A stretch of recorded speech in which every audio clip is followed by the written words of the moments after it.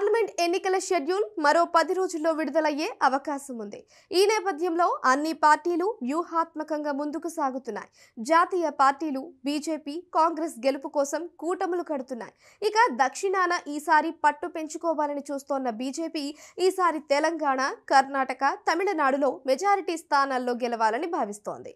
ఇందుకు వ్యూహాత్మకంగా పావులు కదుపుతోంది. ప్రధాని నరేంద్ర మోడీ కూడా సౌత్ ఇండియాపై ఫోకస్ పెట్టారు. బీజేపీ అంటేనే మతపరమైన రాజకీయం. ఎన్నికల వేళ మతం ద్వారానే ఓట్లు అడుగుతుంది. ఆర్ఎస్ఎస్ అండతో అధికారంలోకి వస్తోంది.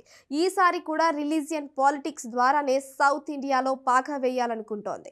ఈ క్రమంలోనే తెలంగాణలో మత రాజకీయ ప్రభావం ఎక్కువగా ఉండే హైదరాబాద్ వేదికగా మరో ఎత్తుగడ వేయాలని భావిస్తోంది. తెలంగాణలో మొత్తం 17 ఎంపీ స్థానాలు ఉన్నాయి. ఇందులో 16 స్థానాల్లో విజేతలు మారుతున్నారు.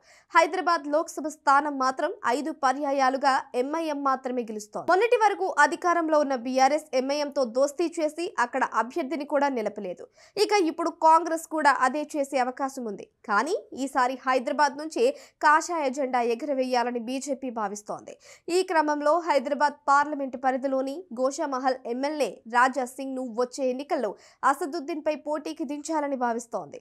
హిందుత్వం బీజేపీకి బలం, బలహీనత. అలాగే గోషామహల్ ఎమ్మెల్యే రాజా సింగ్ కూడా బీజేపీకి కొన్ని సమయాల్లో బలం, కొన్ని సందర్భాల్లో బలహీనం. ఈ క్రమంలోనే ఆయన గతేడాది చేసిన వివాదాస్పద వ్యాఖ్యల్లో పార్టీకి నష్టం జరుగుతుందని భావించి సస్పెండ్ చేసింది. గతంలో నుపూర్ శర్మను కూడా ఇదే కారణంలో వేటు వేసింది. కరుడు గట్టిన హిందువుల కారణంగా బీజేపీకి అంతర్జాతీయంగా ఇబ్బందులు ఎదురవుతున్నాయి.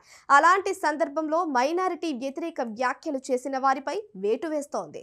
జీహెచ్ఎంసీ ఎన్నికల్లో బీజేపీ గణనీయంగా పుంజుకుంది.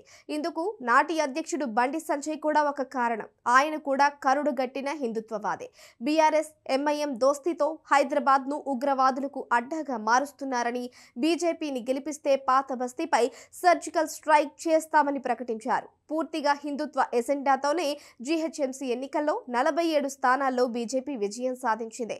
ఇదే వ్యూహాన్ని లోక్సభ ఎన్నికల్లో అమలు చేయాలని బీజేపీ పెద్దలు భావిస్తున్నారు. ఈ క్రమంలోనే రాజా సింగ్ ను హైదరాబాద్ లోక్సభ తెరపైకి తెస్తున్నారు కమలనాథులు. మరి బీజేపీ వ్యూహం ఏ మేరకు ఫలిస్తుందో చూడాలి.